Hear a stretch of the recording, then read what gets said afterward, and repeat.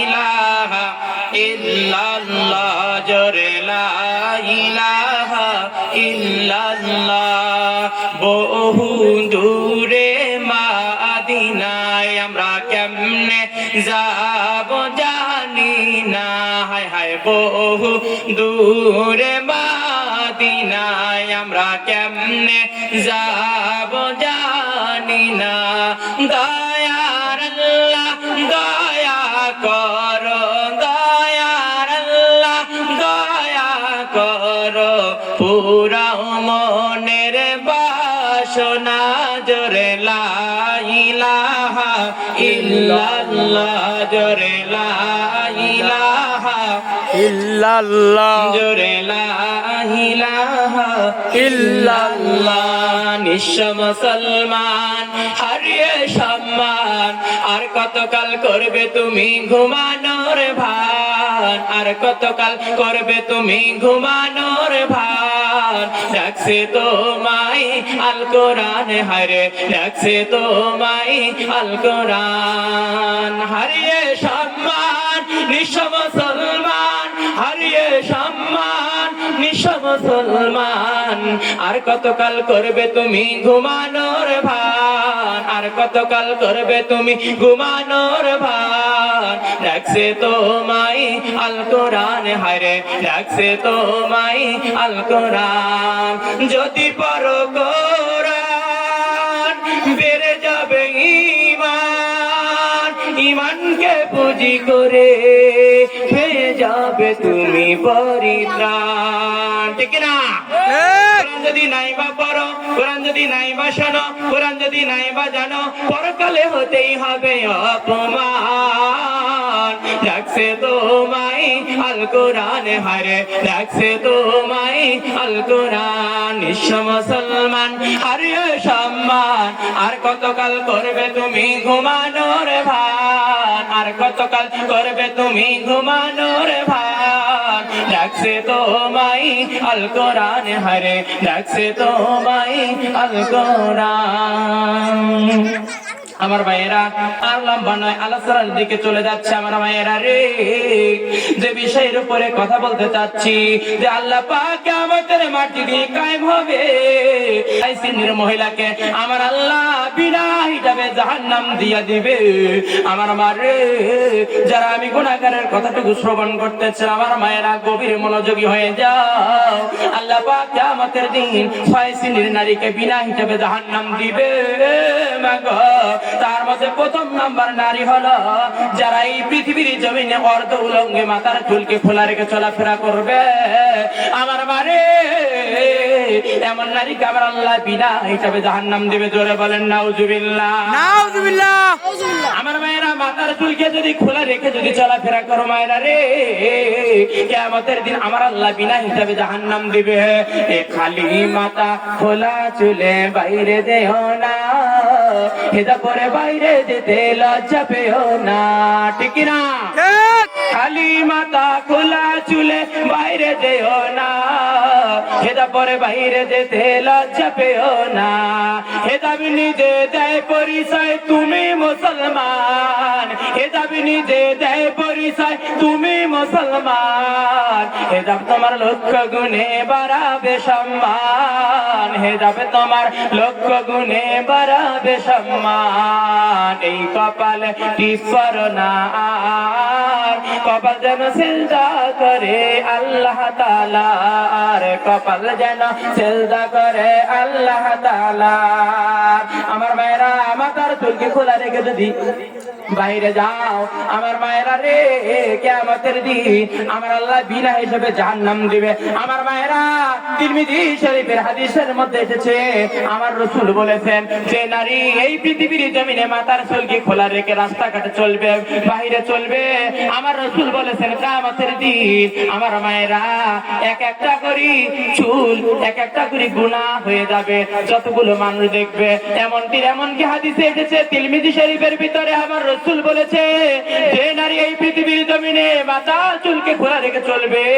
আমার মারে কবরে এক একটা করি চুল, এক একটা করি বিষধর সাপ হয়ে সেই নারীকে দংশন করবে। জোরে বলেন নাউজুবিল্লাহ। নাউজুবিল্লাহ। আধুনিকা মেয়েগুলো চুলগুলো কেটে রাস্তা দিয়ে চলে ওরা পুরুষের মতো হেঁটে, ঠিক কিনা? আধুনিকা মেয়েগুলো চুলগুলো কেটে রাস্তা দিয়ে চলে ওরা পুরুষের মতো হেঁটে। রাস্তার ধুলা মুখে দিয়া মুখটা বানায় ধলা, রাস্তার ধুলা মুখে দিয়া মুখটা বানায় ধলা। যায় না রে অনুমান করা ফর্সা নাকি কালা, যায় না রে অনুমান করা ফর্সা নাকি কালা, ঠিক কিনা? আমার মায়েরা মাথার চুলকে যদি খোলা রেখে চলাফেরা করো মায়েরা রে, জেনে রাখো কিয়ামতের দিন জান্নাত দূরের কথা, জান্নাতের সুঘ্রাণ পর্যন্ত পাবি না। ও মা, মাথার চুলকে হেফাজত করো আমার মায়েরা রে। দুই নাম্বার হচ্ছে, দুই নাম্বার যারা স্বামীকে সম্মান করতে চায় না। আমার মায়েরা, যে নারী স্বামীরে সম্মান করবে না আমার আল্লাহ কিয়ামতের দিন বিনা হিসাবে সেই নারীকে জাহান্নাম দিবে। এ মায়েরা গভীর মনোযোগী হয়ে যাও। এ মা, তুমি কোন এমপির মেয়ে, তুমি কোন মন্ত্রীর মেয়ে, তুমি কি জানো না আমার নবীর কলিজা টুকরা কনিষ্ঠ মেয়ে হযরতে ফাতেমাতুস সাদিয়া রাদিয়াল্লাহু তাআলা আনহা, আমার বারে বিশ্ব নবীর কলিজা টুকরা মেয়ে হযরত আলীর খেদমত করে জান্নাত কামাই করলো। মায়েরা রে, তুমি কোন এমপির মেয়ে, কোন মন্ত্রীর মেয়ে আমার মায়েরা, তুমি কেন স্বামীর খেদমত করবা না? এ মা, স্বামীর খেদমত যদি না করো, স্বামীর খেদমতের উপর যদি তোমার যদি নাকচ থাকে আমার মায়েরা, নিশ্চিত তুমি জেনে রাখো কিয়ামতের দিন তুমি জাহান্নামী হয়ে যাবা। আমার আল্লাহ তোমার সাথে সম্পর্ক বিচ্ছেদ করে গলা ধাক্কা দিয়ে ফেরেশতারা জাহান্নামের মধ্যে পাঠিয়ে দিবে। জোরে বলেন নাউজুবিল্লাহ। আমার মায়েরা, স্বামীর খেদমত করতে হবে। এ মায়েরা রে, আপনি কি জানেন না, আপনি কি জানেন না স্বামীর খেদমত করে জান্নাত পেয়েছে এই পৃথিবীর জমিনে, এই পৃথিবীর জমিনে হযরতে খাদিজাতুল কুবরা রাদিয়াল্লাহু তাআলা আনহা। এ মায়েরা রে, স্বামীর খেদমত করার কারণে, স্বামীর ভক্তি থাকার কারণে এই খাদিজাকে আমার আল্লাহ শুধু জান্নাত দেন নাই, আমার আল্লাহ আরশ আজিমের উপর থেকে এই পৃথিবীর জমিনে এই খাদিজাকে সালাম দিয়েছে। জোরে কন্যা সুবহানাল্লাহ, সুবহানাল্লাহ। আমার মায়েরা রে, এই খাদিজা স্বামীর খেদমত করার পরে আল্লাহ তাকে সালাম দিল। আমার আল্লাহ তাকে সালাম শুধুমাত্র দেন নাই, স্বামীর ভক্তি থাকার কারণে আমার আল্লাহ মৃত্যুবরণের পরে হযরত খাদিজার কবরের 3টা প্রশ্নের জবাব দিয়ে দিয়েছেন। জোরে বলেন সুবহানাল্লাহ, সুবহানাল্লাহ। আমার মায়েরা, শুধুমাত্র তাই নয়, স্বামীর খেদমত করে জান্নাত কামাই করেছে আমার নবীর স্ত্রী, প্রাণপ্রিয় স্ত্রী হযরত আয়েশা সিদ্দিকা রাদিয়াল্লাহু তাআলা আনহা। আম্মা আয়েশা সিদ্দিকা রাদিয়াল্লাহু তাআলা আনহা হাদিসের একজন মুহাদ্দিস ছিলেন। আম্মা আয়েশা সিদ্দিকা রাদিয়াল্লাহু তাআলা আনহা উনি রাসূলের থেকে নিয়ে 2210টা হাদিস বর্ণনা করেছেন আমার মায়েরা। তার মধ্যে অধিকাংশ হাদিসগুলো ছিল নারী জগতের জন্য সেরা। আমার মায়েরা, এই আম্মা আয়েশা সিদ্দিকা রাদিয়াল্লাহু তাআলা আনহা স্বামীর খেদমত করে উনি জান্নাত কামাই করলেন। আমার মায়েরা, আমার রাসূলকে আম্মা আয়েশা সিদ্দিকা রাদিয়াল্লাহু তাআলা আনহা বলেছেন, ইয়া রাসূলুল্লাহ, ইয়া হাবিবাল্লাহ, আপনি আপনার বিবিদেরকে আপনি আপনার খেদমতগুলো বন্টন করতেছেন ইয়া রাসূলুল্লাহ, ইয়া হাবিবাল্লাহ, কিন্তু নবী গো, আপনি জেনে রাখেন নবী, আপনার দেওয়া খেদমত আমি নেব না, আমি আয়েশার মন যেটা চাই সেইটা আপনাকে দিতে হবে। আমার নবী বলে, আয়েশা রে, তুমি কি এমন আমার কাছে খেদমত চাও? আমাদের আয়েশা বলেন, নবী গো, আমি আপনার দেওয়া খেদমত নেব না, আমি আপনার কাছে যে খেদমতটা চাই সেইটা দিতে হবে। সেই খেদমতটা হচ্ছে নবী গো, আপনি পৃথিবীর জমিনে যতদিন জীবন দশায় বেঁচে থাকবেন আমি আয়েশা নিজের হাতে আপনাকে গোসল করাবো, এই গোসলের খেদমতটা আমি আয়েশাকে দিতে হবে। জোরে কন্যা সুবহানাল্লাহ, সুবহানাল্লাহ। সুবহানাল্লাহ। আমার রাসূল বলে আয়েশা রে, তুমি আমার কাছে গোসলের খিদমত কেন চাও? গোসলের খিদমতটার মধ্যে আছে কি বলো? আম্মা জান আয়েশা বলেন, নবী গো, অন্যান্য মানুষগুলা গোসল করে, গোসল করার সঙ্গে সঙ্গে অঙ্গ ধৌত করা পানিগুলা অন্যত্র জমিনের মধ্যে বেবে চলে যায়, কিন্তু আমি আয়েশা আমার হুজরাখানার ভিতর থেকে আমি নজর করে দেখতে পেরেছি, আপনি যখন গোসল করেন আপনার অঙ্গ ধৌত করা পানিগুলা অন্যত্র বেবে চলে যায় না, মাটি চৌচির হয়ে যায়, আপনার গোসলের পানিগুলো মাটির মধ্যে নিচের মধ্যে চলে যায়, মাটি আবার তাপ করে লেগে যায়। আর আমি আয়েশা হুজরাখানার ভিতর থেকে আমি দেখতে পেরেছি, ইয়া রাসূলুল্লাহ, ইয়া হাবিবাল্লাহ, নবী গো, ওই গোসলের পানিগুলার মধ্যে কি জানি সোনার মতন, কি জানি সোনার মতন চিকমিক চিকমিক করে। ইয়া রাসূলুল্লাহ, ইয়া হাবিবাল্লাহ, ইয়া রাসূলুল্লাহ, এই জন্য আমি আপনার গোসলের খিদমতটা চাই। দূরে কন্যা সুবহানাল্লাহ, সুবহানাল্লাহ। রাসূল বলে, আয়েশা যাও যাও, আমি তোমাকে গোসলের খিদমতটা দিলাম, কিন্তু আয়েশা রে রাখো, ওই যে তুমি আমার গোসলের পানির মধ্যে কি জানি চিকমিক চিকমিক করে তুমি দেখতে পেরেছো, আয়েশা রে তুমি কি জানো এগুলা কি?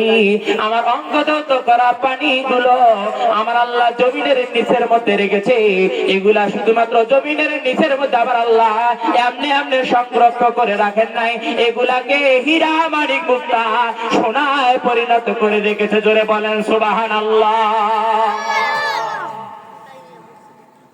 আমার রাসূল বলে, আয়েশা রে, এই পৃথিবীর জমিনে যদি কোথাও যদি স্বর্ণের অভাব হয়ে যায়, কিন্তু আমি নবী বলে দিচ্ছি, আমি রাসূল বলে দিয়ে গেলাম, আয়েশা রে কিয়ামত পর্যন্ত মক্কার মদিনায় স্বর্ণের অভাব হবে না। জোরে বলেন না সুবহানাল্লাহ, সুবহানাল্লাহ।